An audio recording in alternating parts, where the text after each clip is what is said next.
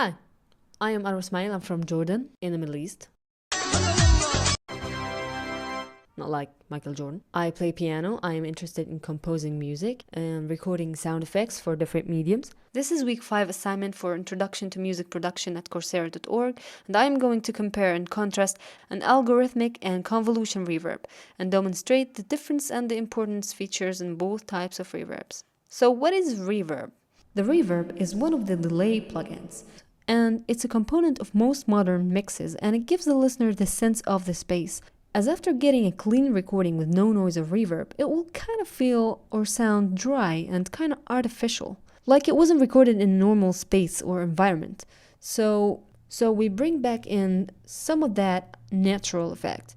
The benefit of that is the ability to add the reverb into all of our instruments, maybe in a different intensities to rather give the sense of which all of the instruments were recorded in the same place, or to create some kind of beautiful sonic environment. Depends on what you want to say in your music.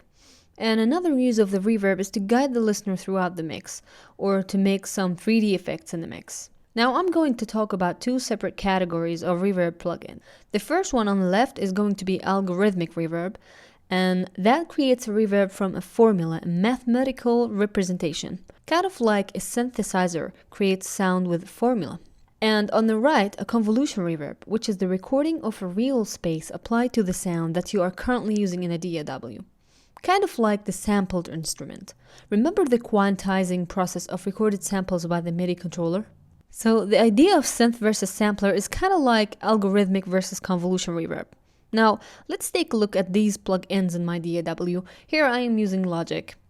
Now, both are really powerful for different reasons. The convolution reverb is going to sound more like real space because it's actually recordings of a space.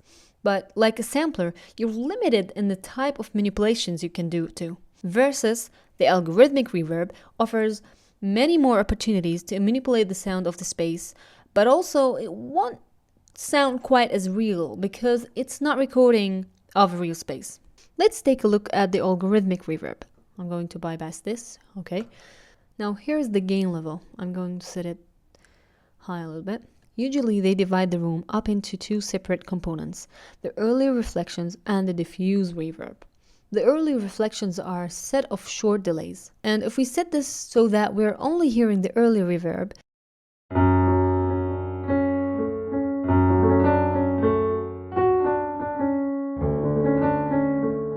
it sounds like a bunch of those slapbacks delays. Now, if we switch into the diffuse portion,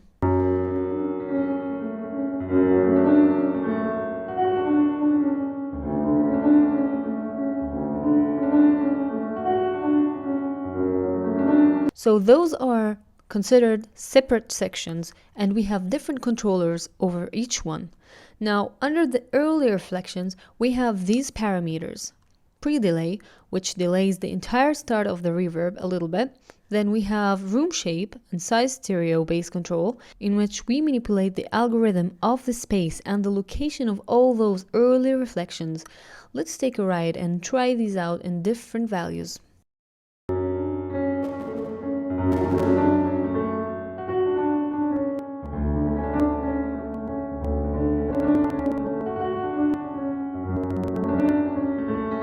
Okay, now here we have also the high cut knob, which allows us to control the high ends, so it will give us the sense of the space with what kind of materials are there. So if we set it with high frequency, it gives the feeling that we are currently maybe in a room that has marble walls or stone objects.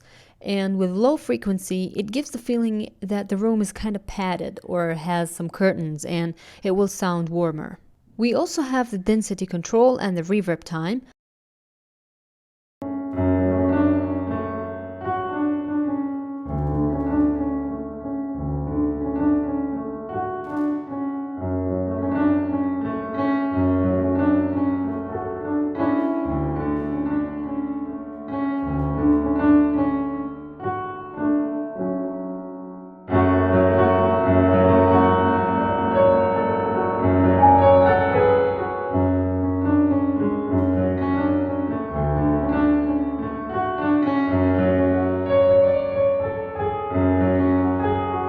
let's take a look at the convolution reverb.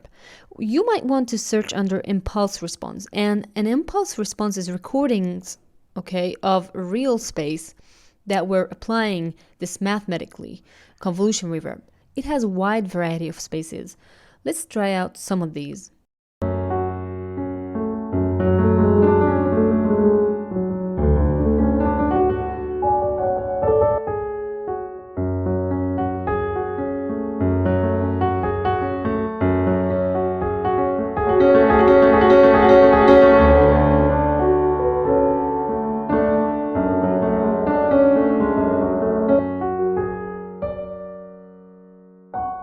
These are really incredibly realistic effects. So remember, using your ears is always the right way to go, and to decide what to choose from these incredible plugins and effects. And also use these wisely. Don't overwhelm your mix with obvious delays and reverbs. And that's it. Thank you for watching, and hope you enjoyed it, and see you next time.